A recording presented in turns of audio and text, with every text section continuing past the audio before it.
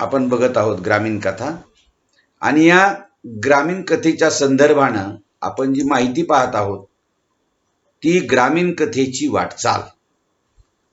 ग्रामीण कथा कशी असते, ग्रामीण साहित्य कसं असतं, हे तुम्हाला गोष्टी मी या संदर्भात आपण चर्चा झालेली आहे. आता फक्त आपणाला ग्रामीण कथेची वाटचाल अभ्यासक्रमाला आहे, कारण तुम्हाला अभ्यासक्रमाला ग्रामीण कथा आहे कुणाची, आसाराम लोमटे यांची. तो कथासंग्रह आहे वाळसरा नावाचा. तर त्याच्या अनुषंगानं हे एक टॉपिक आपल्या अभ्यासक्रमामध्ये आहे. मी तुम्हाला ग्रामीण कथेची वाटचाल सांगत असताना आतापर्यंत स्वातंत्र्यपूर्व कालखंडामधली ग्रामीण कथेची वाटचाल सांगितली. आता स्वातंत्र्य प्राप्तीनंतर जे ग्रामीण कथाकार उदयाला आले त्यांच्या कथांचा किंवा त्या ग्रामीण कथेच्या वाटचालीचा आपणाला इथे विचार करायचा आहे. सुरुवातीचे एक ग्रामीण कथाकार आहे स्वातंत्र्य प्राप्तीनंतर त्या उंबरठ्यावरचे, ते म्हणजे व्यंकटेश माडगुळकर. व्यंकटेश माडगुळकर हे जे आहेत त्यांनी ग्रामीण जीवनाचं अस्सलपणे चित्रण आपल्या सबंध कथासंग्रहामधून केलेले, कथांमधून केलेले. त्यांची पहिली जी कथा आहे व्यंकटेश माडगुळकरांची ती आहे वडारवाडीच्या वस्तीत नावाची ही कथा आहे. आणि ही कथा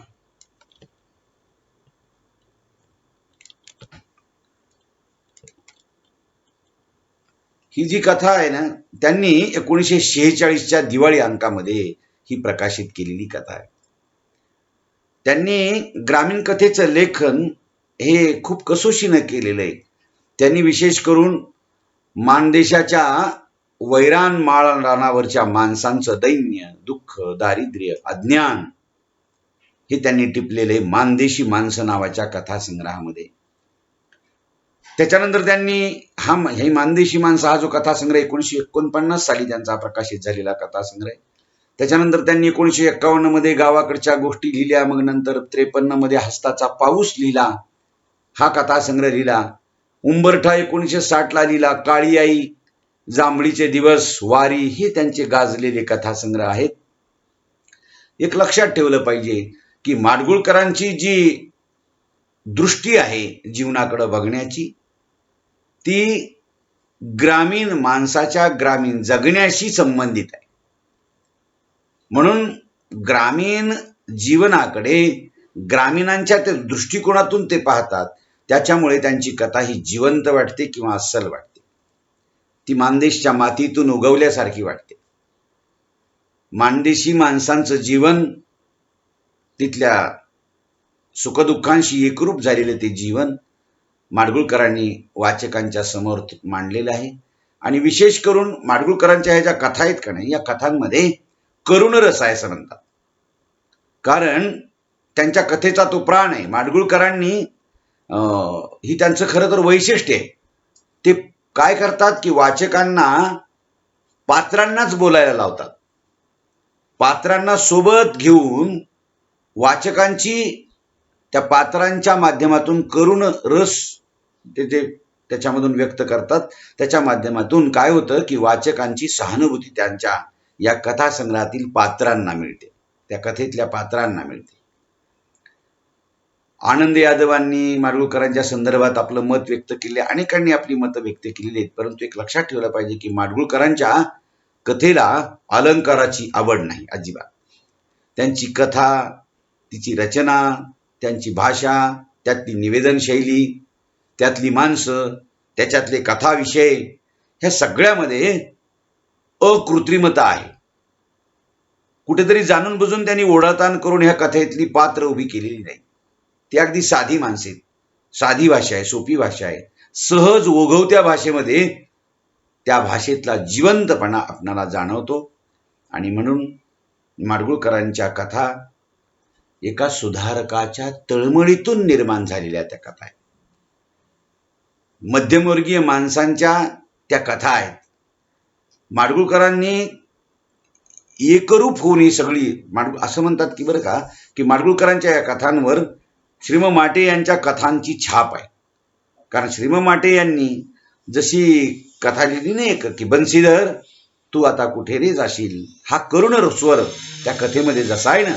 आणि म्हणून असा एक प्रश्न विचारतात ते शेवटी श्रीम माटे की बन्सीधर तू कुठे आता कुठे रे जाशील, हा प्रश्न विचारतात. तसंच माडगुळकर देखील आपल्या कथासंग्रहाच्या कथेच्या शेवटी असा प्रश्न विचारताना दिसतात. आता तो एका कथेमध्ये असं म्हणतात की आता या मोमिनाच्या पोरांनी काय करावं बरं. म्हणजे हे खऱ्या अर्थानं वाचकावर सोडलेली एक छाप आहे किंवा वाचकांनाच एखाद्या प्रश्नाचं उकल किंवा समस्येची उकल करण्यासाठी मिळालेली संधी आहे, असं या कथेचा शेवट माडगुळकर करतात. त्याच्यानंतर स्वातंत्र्योत्तर कालखंडामध्ये दुसरे कथाकार जे ते ताकदीचे कथाकार म्हणून दमा मिरासदारांचं नाव घेता येईल. दमा मिरासदार हे विनोदी कथाकार म्हणून प्रसिद्ध आहेत. ते जरी विनोदी कथाकार म्हणून प्रसिद्ध असले तरी त्यांच्या कथेमधून ग्रामीण जीवनातलं दुःख आहे, तिथला निसर्ग आहे, हे सगळं चित्रण त्यांनी आपल्या कथांमधून केलेलं आहे. माडगुळकरांच्या कथेपेक्षा या दमा मिरासदारांच्या कथेतली जी माणसं आहेत का नाही ती धूर्त दिसतात, कावेबाज दिसतात, भित्रट आहेत, ईर्षाल आहेत, वेगवेगळे नमुने आहेत तिथं. माझ्या बापाची पेंड नावाच्या कथेमध्ये तर दमा मिरासदारांनी जे वर्णन केलं ना, की ईर्षाल माणसाचं वर्णन आहे त्याच्यामध्ये.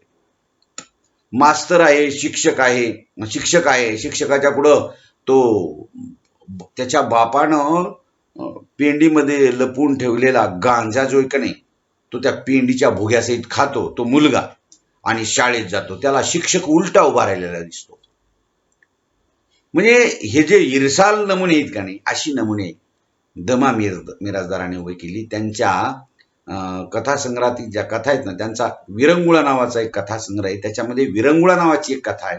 पाऊस, भोग, धोंड्याचा महिना, वाटमारी, गवत, ह्या सगळ्या कथांमधून त्यांनी ग्रामीण भागात दारिद्र्यात खितपत पडलेल्या माणसाचं दुःख अतिशय गडदपणे मांडलेलं आपल्याला दिसतं. अशा काही ग्रामीण कथा या दमा मिरासदारांनी लिहिल्या. त्यांच्यानंतर त्यांनी अनेक काही कथासंग्रह लिहिले. त्यांच्या कथांची नावं अशी पहा: गुदगुल्या, माझ्या बापाची पेंड, गंमत गोष्टी, हे सगळे विनोदी कथासंग्रह आहेत. चुटक्याच्या गोष्टी, माकडमेवा, पारितोषिक, अशी त्यांचे काही कथासंग्रह आहेत. त्याच्यानंतर त्यांच्याच तोडीचे, त्यांच्या सोबत असलेले दुसरे कथाकार आहेत. त्यांचं ग्रामीण भागात ग्रामीण कथाकार म्हणून त्यांचं नाव प्रसिद्ध आहे आणि ते शंकर पाटील. हे शंकर पाटील जे त्यांनी 1949 मध्ये वसंत नावाचं एक मासिक चालत होतं. त्या मासिकामध्ये त्या अंकामध्ये त्यांनी आपल्या कथा प्रकाशित केल्या. त्यातली पहिली कथा त्यांची रामाच्या पाऱ्यामंदी ही एक ग्रामीण कथा त्यांनी लिहिली. माडगुळकरांच्या कथा ज्या आहेत ना त्याच्यासारख्याच या कथांमध्ये काही गोष्टी मांडलेल्या दिसतात. म्हणतात शंकर पाटलांचा गाजलेला कथासंग्रह आहे वळीव, धिंड, भेटीगाठी, ताजमहाल, सरपंच, ऊन, शंकर कथा, यातल्या काही कथा विनोदी कथा आहेत. आणि अशा अनेक कथासंग्रहामधून ज्या कथा त्यांच्या उदयाला आल्या त्या वाचकांनी त्याचं खूप मोठ्या प्रमाणात स्वागत केलेलं आहे. म्हणून लक्षात ठेवा की माडगुळकर, शंकर पाटील, दमा मिरासदार यांच्या कलात्मक अशा ग्रामीण लेखणीनं कथेला, मराठी कथेला विशेषतः एका मुख्य प्रवाहात आणलं आणि मराठी साहित्यामध्ये एक मानाचं स्थान या कथाकारांनी कथेला मिळवून दिलेलं आहे. खेड्यातल्या लोकांचे जे अनुभव असतात ते विविध प्रकृतीसह ते अनुभव जशाच तसं एका शैलीमधून मांडणं हे सोपं काम नाही आणि ते या ग्रामीण कथाकारांनी केलेलं आहे. त्यांची शंकर पाटलाची धिंड ही कथा आहे का नाही, ही एक विनोदी कथा आहे. गावातले नियम करतात, सरपंच वगैरे दारू जो पिईल त्याची धिंड काढण्यात येईल आणि एक दारू पिऊन येतून त्याची मग धिंड काढल्या जाते. पण ती धिंड अशी काढल्या जाते, ती धिंड थोडीशी फिरवून थांबवतात. तो दारुड्या म्हणतो चालणार नाही, ती गल्ली राहिलेली अजून, तिकडे घेऊन चला मला, ती धिंड राहिली. लोक पेंगाळायला लागतात, झोपायला लागतात, तो सगळ्यांच्या घरी जाऊन उठवतो, चला म्हणतो, तसं नाही चालणार, धिंड काढावाची. ही अशी ग्रामीण कथा आहे. ह्या शंकर पाटलांच्या कथेमध्ये एक अशीच दमा मिरासदारांसारखीच ईर्षाल नमुन्याची माणसं आहेत. त्यांनी अनेक पुन्हा नंतरच्या कालखंडामध्ये कथा लिहिल्या. एवढंच आहे की शंकर पाटील यांची जी ग्रामीण कथा आहे ती बहुरंगी आहे, बहुढंगी आहे असं म्हणतात. ग्रामीण कथा वाङ्मयाच्या इतिहासामध्ये त्याला समृद्ध करण्यामध्ये मोलाचं योगदान जर कोणी केलं असेल तर या ग्रामीण कथाकारांनी केलेलं आहे. शंकर पाटलांसारख्या, द मा मिरासदारांसारख्या किंवा व्यंकटेश माडगुळकरांसारख्या. त्याच्यानंतरचे चौथे कथाकार आहेत स्वातंत्र्योत्तर कालखंडामधले रणजित देसाई. खरं तर रणजित देसाई एक कादंबरीकार म्हणून प्रसिद्ध आहे, परंतु त्यांनी ग्रामीण जीवनातल्या परिसरावर, विविध सण उत्सवावर, जत्रा यात्रावर, उरुसावर, हे असे जे काही पारंपरिक सण येतात ना ग्रामीण भागामध्ये, किंवा भटक्या जाती जमाती असतात, किंवा ग्रामीण भागातलं जे पारंपरिक जीवन असतं, खेड्यामधला एखादा ब्राह्मण वर्ग कसा असतो, या सगळ्यांचं वर्णन त्यांनी आपल्या कथांमधून केलेलं आहे. पण हे सगळं तोचतोपणा त्या कथेमध्ये येत असल्यामुळे रणजित देसाई यांच्या कथा काही अंशी कंटाळवाण्या वाटतात असं म्हणतात. त्यांच्या कथा थोड्याशा वरवरच्या वाटतात. कारण मी तुम्हाला अगोदरच सांगितलं की ते खरे ते खरे कादंबरीकार आहेत. स्वामी वगैरे ही त्यांची कादंबरी गाजलेली. पण रणजित देसाई यांचा कथांच्या संदर्भात जर आपण आढावा घेत राहिलो, विचार केला, तर रूपमहल, कणव, जान, कातळ, मोरपंखी सावल्या, मधुमती अशा प्रकारचे त्यांचे कथासंग्रह आहेत.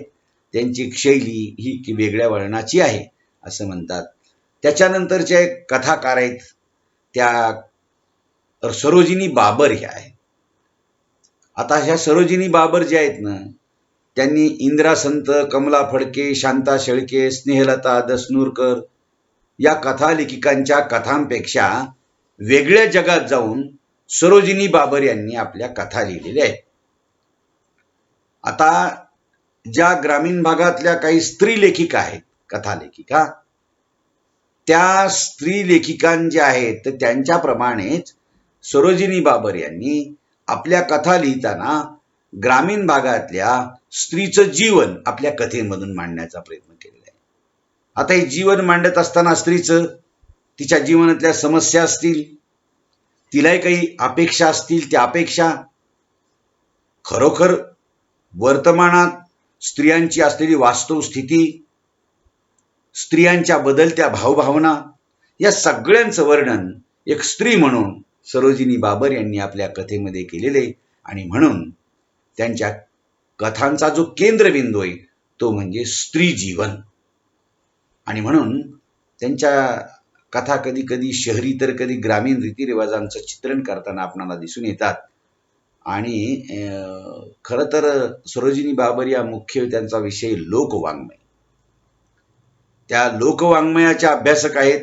त्या लोकवाङ्मयामुळेच त्यांनी इकडे वळल्याचं आपणाला दिसतं, ग्रामीण जीवनाकडे. त्यांची डोंगरची मैना ही ग्रामीण कथा आहे. त्याच्यामध्ये स्त्रीचं जीवन आहे, जीवन चित्रण आहे, तिची सुखदुःख आहे स्त्रीची, तिच्या समजुती, चालीरीती आहेत या कथांमधून प्रकट झालेले. सटवाईची पावलं, नव्याची पुनव, ऋणझुणत्या पाखरा, राधा गवळण, शंकर सीताराम अशा अनेक कथा त्यांनी लिहिलेल्या आहेत. ग्रामीण कथा लिहिणाऱ्या या एकट्याच स्त्री लेखिका असाव्यात असं वाटतं, अशा प्रकारच्या ग्रामीण कथा लिहिणाऱ्या त्या काळात. नंतर मग मात्र पुन्हा कथाकार स्त्री देखील पुढच्या काळात आल्या. स्वातंत्र्योत्तर कालखंडामध्ये त्याच्यानंतरचे कथाकार आहेत हमीद दलवाई.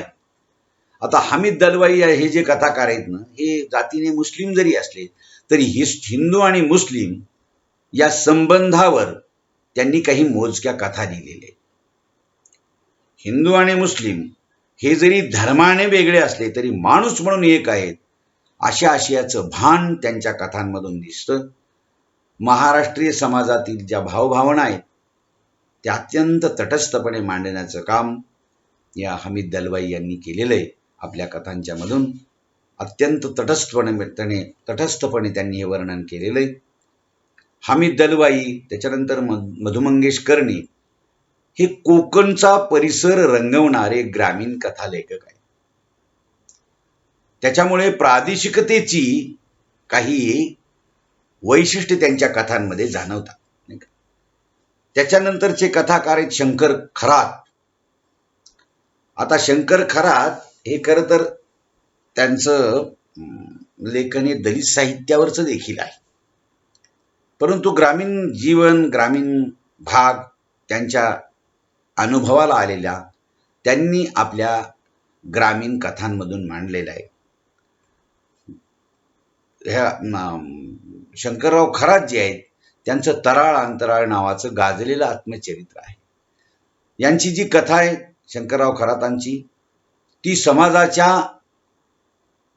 म्हणजे विशेषतः दलित समाजाच्या जे काही सुखदुःखाचं वर्णन आहे त्याचं चित्रण करणारी कथा असून देखील ती ग्रामीण भागातल्या उपेक्षित माणसांचं दुःख, त्या उपेक्षित माणसाचं जीवन वास्तव रूपामध्ये मांडणारे हे एक कथा लेखक आहेत असं आपल्याला दिसतं.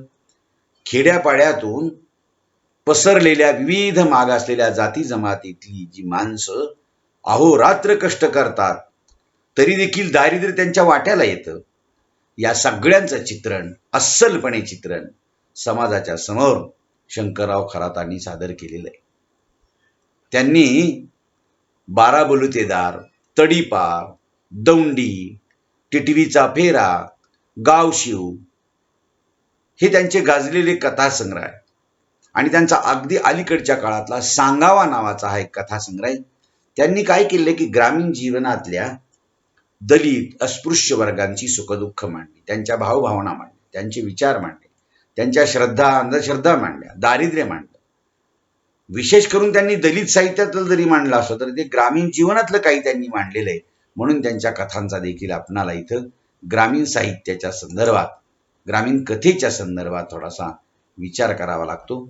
आणि ग्रामीण भागातील जो अनाडी माणूस आहे, अडाणी आहे, अशिक्षित आहे, उपेक्षित राहिलेला माणूस आहे, त्या माणसाकडं असलेली जी माणुसकी आहे आणि ही माणुसकी निष्ठेनं, प्रेमानं, नेकीनं आपल्या कथेमधून मांडण्याचं काम या शंकरराव खरात यांनी केलेलं आहे. आपण आत्तापर्यंत हे जे कथाकार पाहिले ते सगळे कथाकार स्वातंत्र्योत्तर कालखंडामधले आहेत. यानंतरचे जे काही कथाकार आहेत, एक 2-3 महत्त्वाचे कथाकार तुम्हाला याच्या आधी मी सांगितलं होतं. एक थोडक्यात त्यांचा धांडोळा मी तुम्हाला सांगतो. रारम बोराडे कथाकार आहेत. त्यांनी मळणी, नातीगोती, बोळवण, राखण अशा अनेक कथासंग्रह लिहिलेले आहेत. त्यांच्या कथांमधून ग्रामीण स्त्रियांची दुःख साकार झालेली आहेत, ग्रामीण माणसांच्या वेदना साकार झालेल्या आहेत. त्यांच्या सबंध कथांच्या मधून ग्रामीण परिसर, ग्रामीण माणसाची सुखदुःख, तिथलची शेतीबाडी, तिथलच्या कृषीवालांचं जीवन, शेती, शेतकरी, शेतमजूर या सगळ्यांचं, गुरढोरं या सगळ्यांचं वर्णन त्यांच्या कथांमध्ये येतं, हे आपल्याला दिसतं. त्याच्यानंतर उद्धव शेळके एक कथाकार आहे. इथे उपेक्षित माणसांचं, ज्याचं समाजात कोणी वालीच नाही, ज्याचा कोणी दाता नाही, अशा माणसांचं सतत सतत दुःख भोगणं, सतत कुणापासून तरी ज्यांच्यावर अन्याय होत राहतो अशा माणसांचं सुखदुःख मांडण्याचं काम उद्धव शेळके यांनी आपल्या कथांमधून केलेले. त्यांनी 1958 पासून कथा लेखनाला सुरुवात केली. त्यांची आसरा, वानगी, कथावली, संसर्ग, हिरवी झुळूक, गरिबाघरची लेक, घुसळण, किल्ले हरवते तेव्हा, कडुनिंबाची सावली, बाबल्या, उमरखाव कुलकर्णी, बिंदिया अशा अनेक कथासंग्रहांचं त्यांनी कथा लिहिलेली. त्यांची धग नावाची कथा गाजलेली कथा आहे. पण एवढं लक्षात ठेवा, उद्धव शेळके यांनी विदर्भामधल्या ग्रामीण जीवनाचं वर्णन आपल्या कथेमध्ये केलं. तिथलच्या लोकांचा जो आचार आहे, वागणं, त्यांची पारंपरिकता, तिथलचं दारिद्र्य, तिथलचं अज्ञान, तिथल्या कुटुंबामधली वेगवेगळे ताणतणाव, या सगळ्या गोष्टींचं वर्णन करताना त्यांची भाषा मात्र वैदर्भी आहे, वऱ्हाडी बोली आहे. आणि त्याच्यातलं त्यांनी ते वर्णन केलेलं आहे. ही अशा रीतीची उद्धव शेळके यांची जी कथा आहे ती वास्तवाची विविध रूपं मांडणारी ती कथा आहे असं म्हणतात. उद्धव शेळके यांच्या कथा ज्या आहेत त्या साध्या, सरळ, प्रथमपुरुषी निवेदनाच्या आहेत. प्रसंगाला अनुसरून उद्धव शेळके यांच्या कथेची जी भाषा आहे मुक्त संवादाची भाषा आहे. त्याच्यानंतरचे कथाकार आहेत आनंद यादव. हे आनंद यादवांनी अस्सल ग्रामीण चित्रण, तिथल्या माणसांच्या अस्सल ग्रामीण मनाचं चित्रण करण्याचा प्रयत्न आपल्या कथांमधून केलेला आहे. त्यांचा पहिला कथासंग्रह आहे खळाळ नावाचा. तो 1967 साली प्रकाशित झाला. त्यांनी काय केलं की ग्रामीण भागातलं जीवन, त्या जीवनाशी संबंधित असलेली शेती, मोठ तिथले बैलबारदाना, पीक पाणी, ग्रामीण रीतिरिवाज, सणवार, त्यातले संकेत. एखादा सुशिक्षित असलेला मुलगा ग्रामीण शेतीशी त्याच्या बापानं सांगितलेल्या कामाची कसा एकनिष्ठ राहतो. राहत नसेल तर मला शाळा शिकायची म्हणून त्यांनी स्वतःच्या आत्मचरित्रात्मक कादंबरीतच झोंबी नावाचे हे सगळं सांगितलेलं आहे. म्हणजे त्यांनी ग्रामीण भागातल्या कष्टाळू माणसाचं वर्णन आपल्या कथांमधून केलेलं आहे. तिथलचा ग्रामीण परिसर असेल, दारिद्र्यात खितपत पडलेली माणसं असतील, दिनदुबळी माणसं असतील, त्यांची कणव, त्या माणसांना असलेली मातीची ओढ, या सगळ्या आनंद यादवांच्या कथेमध्ये हे आपणाला जाणवतं. त्यात नंतर मनोहर तल्हार नावाचे कथाकार आहेत. हे विदर्भामधले कथाकार आहेत.